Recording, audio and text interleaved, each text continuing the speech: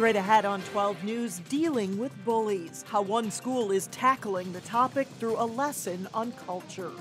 Then, tasty treats that are tough to avoid. In Health Check, we have a game plan for those holiday feasts. But first, mega controversy over a mega Menards. I kind of see the council right now as being in a rock and a hard place, and I'm not going to be pushed. 12 News starts right now. A local home improvement store, Menards, wants to tear down its Brooklyn Park store and build a new one. But building a new big box store stirred up plenty of controversy in Monday night's Brooklyn Park City Council meeting. Reporter Shannon Slatton explains what happened. Before big box stores like Walmart and Fleet Farm called Brooklyn Park home, there was Menards. The store right off Bottineau Boulevard opened in 1987. Back in those days, we were a very small company with less than 20 operations, so we didn't really plan on expanding to need 20 acres per store. Now the store wants to essentially double in size, but stay on the same 12-acre property. We don't want to lose business to other communities. We want to keep our Menards store right here and keep people shopping there. The current store would be torn down and a new 2-story building would go up. It would look similar to the new 2-story Menards in Golden Valley, which opened in March of last year. I'm just struck by the $10 million investment that we're here tonight with no wiggle room. So basically, either A, we give Menards exactly what they want, or they walk away. Menards approached the city in October about the project and said they needed an answer by the end of the year. Staff and council members felt like that was too tight of a turnaround. I kind of see the council right now as being in a rock and a hard place, and I'm not going to be pushed. Mainly, there were concerns over the building's exterior. How many shrubs and trees you plant shouldn't stand in the way of a $10 million development. And also lengthy debate over the color and materials used on the outside of the building. But that's all just a matter of opinion, so that's all we're talking about here is our opinion and where our color tastes lie. In the end, the council voted for the project 5-2, with council members Rich Gates and Mike Trepanier voting against. Until we're comfortable that it fits on a long-term basis for Brooklyn Park and helps lead us into our future, then I can't support it. Menards told the council that the store would employ 250 people. The 90 people who are employed there now would be employed at other stores during construction. And so far, Menards hasn't released a date for when this store will close, be torn down, and when construction will start, but we do know that that will happen. All right, big change. Thanks, Shannon. Police have identified a Brooklyn Park man who was fatally shot on Monday after police say he robbed a St. Paul grocery store. 20-year-old Melvin Fletcher Jr. of Brooklyn Park was shot dead by St. Paul police Monday morning. They say Fletcher robbed the Kowalski's Market on Grand Avenue in St. Paul. Police chased Fletcher after he allegedly left the store. According to the Pioneer Press, the 2 officers involved are on administrative leave, which is standard practice. How many is too many when it comes to liquor stores? It's a question that the Brooklyn Park City Council will have to address as it considers whether to approve an off-sale liquor license. At issue is a small commercial area where several liquor stores exist near Edinbrook Center Drive. MGM wants to move into that location, but neighbors are concerned that another liquor store in that area would increase crime. Within 1.5 miles from my house, I have 3 locally owned and operated liquor stores. And with the potential addition of MGM, I'd have 4 liquor stores within the same distance. It's a very vibrant business community, so it's hard to find a spot that's big enough for our needs. The Brooklyn Park City Council voted to continue the matter so the issue can be studied further. The council plans to take up the issue at its next meeting in January. The makeup of our schools today is colorful and diverse. Even so, ethnic stereotypes still exist. One elementary school decided to tackle the problem in a very vibrant way.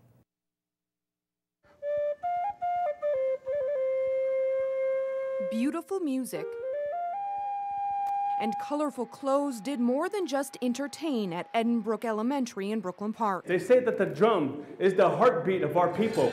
This Native American show tried to break down barriers that exist,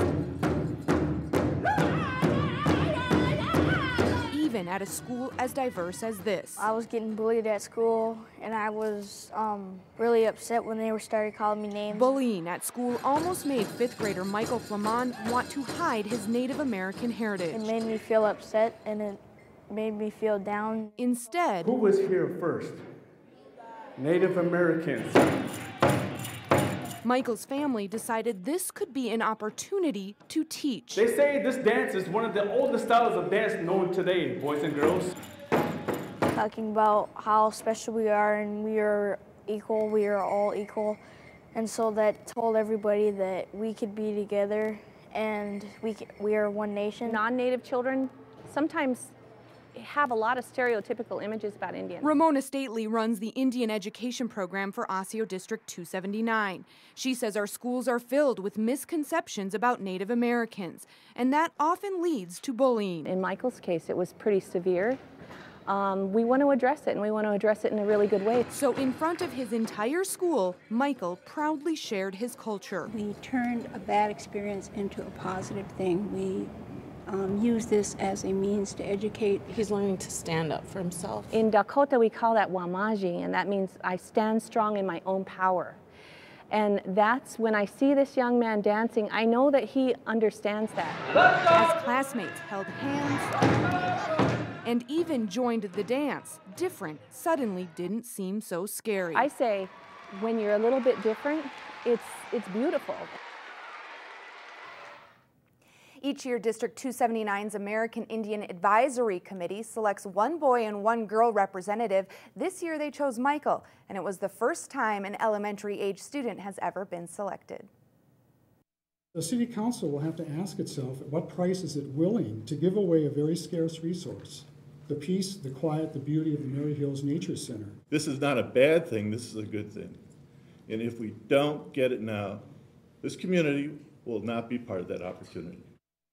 They heard from residents. Now it's decision time for the Golden Valley City Council on the issue of light rail. Wednesday on 12 News, we will break down the council's vote. If Golden Valley votes yes, millions of dollars of studies will proceed for the Bottineau line from Minneapolis to Brooklyn Park. Meantime, 5 fantastic candidates, but how to narrow it down? That's what the Golden Valley mayor says about the city council's job to fill a vacant council seat. Golden Valley held interviews Monday night to replace council member Mike Freiberg, who was elected to the state legislature. The Golden Valley City Council will vote to select a new member on January 15th. Still ahead, holiday feasts and the health conscious. Up next in Health Check, how the two can actually coexist. Then later in sports, a record-breaking performance by a Benilde St. Margaret's hockey player. But first, it's a look at your AccuWeather forecast.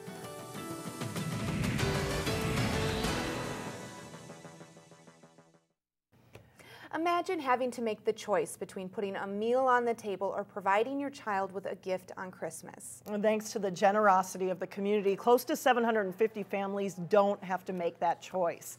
Between 10 and 15,000 new toys were distributed on Tuesday for SEEP's annual toy drive.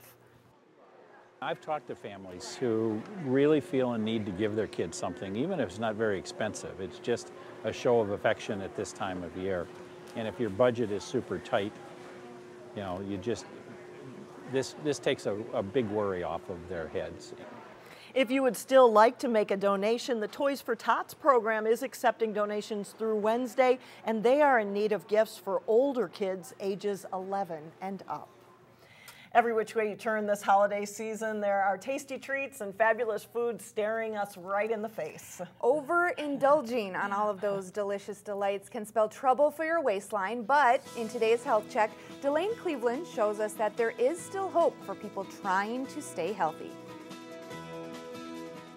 When there's family around, there's always food. When it comes to the holidays, snacks to eat, everyone has a list of their favorite foods. Well, you know, you always have your little cheese and crackers and turkey and cranberries. Sweets, I guess. Ham. A lot of chocolate, just a lot of everything. A lot of everything that doesn't exactly bode well for people trying to be healthy. No, it's kind of hard because I'm trying to lose weight, not gain weight. Yeah. Easier said than done, according to registered dietitian Karen Palmer of North Memorial Hospital. To go into the holidays holidays and say, I'm not going to eat any of this stuff, I'm going to lose weight. That's really difficult for most people. Palmer says the average American gains about 1 or 2 pounds during the holiday season, but by making good choices, it's possible for people to maintain their current weight. It is the holiday times. It's time to enjoy some of those treats, but moderation, and I'd recommend weight maintenance this time of year for sure. That starts with using a little discipline and loading up on fruits and veggies at the holiday buffet. So if we're going to a buffet and there's appetizers and all this stuff, we can have those things, but try to make more of your plate filled up with these foods so that you're going to get full, but you're going to get a lot less calories and can prevent some weight gain, and you'll get better nutrition. Palmer also suggests recipe modifications for some of those holiday favorites. There's a lot of recipes that call for like half and half. There's fat-free half and half that works wonderfully in a lot of recipes. The bottom line, it's easier for people to prevent weight gain than it is to lose weight. Enjoy a few treats, enjoy some of your holiday foods, but be picky. Don't eat everything. For Health Check, Delane Cleveland, 12 News. Easier said than done. And also try exercising this time of year. That's another way to kind of fight it. Yep. That's right. Coming up, a concert band's encore performance that some have waited 30 years for. But first in sports, it's a battle between number 1 and number 2 as Osseo and Park Center get set to square off in boys basketball. John Jacobson is in next. John Jacobson joins us now with sports. We're going to go right to it. We're starting with hockey. Boys hockey and a matchup between two teams. Very good last year. One team a little better than the other so far this year anyway. Last season, the Maple Grove boys hockey team beat Benilde St. Margaret's twice. The Red Knights, of course, got the last word, winning the state class AA title. All-state forward Grant Bessie and the Red Knights coming to Maple Grove Monday night. And Bessie figures prominently in the scoring. He sets up Spencer Nas for the power play goal, and it's 1-0 Benilde. Ken Pauley's team goes up 2-0 with a shorthanded goal. Dan Lebowski to Bessie, who scores and becomes the school's all-time leading scorer with that goal, passing Christian Horn. The Crimson get on the board late in the period. Chris Freemark to Sam Valeris, who buries the shot. That one brings Maple Grove back to within a goal after a period. Second period, and Lebowski picks up another assist, and Nas another goal. He backhands the puck high into the Crimson net. Benilde is up 3-1. Nas scores a hat trick on the night. Lebowski gets 4 assists. And number 12, Bessie, scores twice, including this goal that makes it 4-1 Benilde. The Red Knights go on to win at 5-1 over Maple Grove. It's early in the season, but it's as good as it gets in local boys basketball. Top-ranked Osseo visits second-ranked Park Center in a big rivalry matchup tonight, Tuesday. Osseo is the defending state 4A champion. The Orioles are 5-0 this season after crushing Andover Friday night. They're pretty pumped up to play the Pirates in what should be a frenzied atmosphere. It's a conference matchup. It's a huge thing. Our fans are going to come out. Everybody's fans are going to come out. So everybody's going to know about the game. It's just going to be a huge thing for everybody. And it's exciting to be a player in the atmosphere. It's going to be huge. I think we all operate well under pressure. So, you know, we'll just come out as we usually do and I guess give the people what they want to see. Osseo's led by the 2 returning starters from last year's title team, guard Bridge Tussler and 6'9" center Ian Tyson, along with junior guard Wheeler Baker. You know, Park Center has a very good team, and for the first time in a long time in this rivalry, Osseo isn't necessarily the clear favorite. Well, I think they understand how good Park Center is. You know, we've been at the top for a long period of time. We lost a lot of kids to graduation. We got a lot of new faces, but these faces are pretty good basketball players, so don't sell Osseo short. Park Center could be the favorite. You know, it's at their place. They have everybody returning back from last year's team. They add in a couple new faces. Look for them to be dangerous, but you know what? I like our toughness, I like our style, and I like the way that we play disciplined basketball. For Park Center, it's a chance to knock off another number 1 team after they beat Apple Valley in the Breakdown Tip-Off Classic. It's also a chance to beat a big rival that's been on top in the Northwest Suburban Conference for a long time, and maybe prove that they should be number 1. Well, it really doesn't matter. We just got a point to prove this year. Last year they won state, so really no arguing that they're number 1. But that's the spot that we want, so that's the spot we got to go get. Yeah, we talk about not getting caught up in all the hype. It's a game, and you got to go out and play. You got to go out and play no matter who you play. So no matter if it's Osseo or whoever you play, you got to do the things that you know that you should do in order to put yourself in a position to win. The Pirates, who are 7-0, are led by one of the Metro's top players in Quentin Hooker. But they have talent at every position. Guys like Trayton Daniels, Devin Buckley, Isaiah McKay, and Josh Matthews make them tough to stop.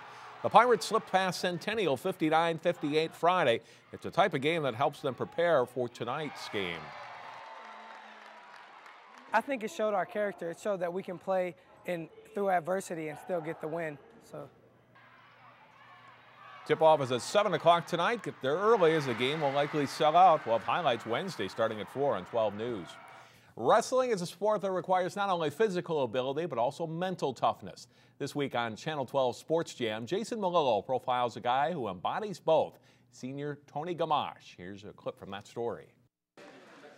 Not every wrestler can think their way through a match, but for Gamache, being smart on the mat trumps physical ability. He's a methodical wrestler, kind of like my style as well back when I was here. He does a great job of fine-tuning exactly what moves work for him and his body type. He's a little bit lankier, which is a little unusual for a wrestler, but he uses that to his advantage. I start out slow. I wait for them to make the first move, and then I react. More so of a defensive wrestler, I'd say. But then once I get on top, I have a go-to move, the suicide cradle. And so far this season, whenever I hit it, I've received a pin for it, so pretty effective for me. Watch the rest of the Tony Gamache story as well as the top prep highlights of the week on Sports Jam. It's on through Wednesday, 3:30, 8, and 10:30 p.m.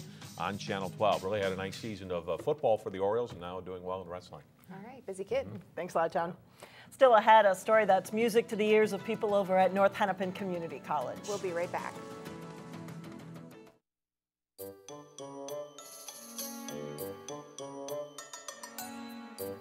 Only 1 week until Christmas, and holiday light displays are shining bright throughout the Northwest Metro. This home is in the 5600 block of Regent Avenue in Crystal. It's a display that tells a story through many lit-up statues. And finally tonight, a welcome return. After a 30-year hiatus, the concert band at North Hennepin Community College is back. We end with a clip of their most recent performance. Enjoy.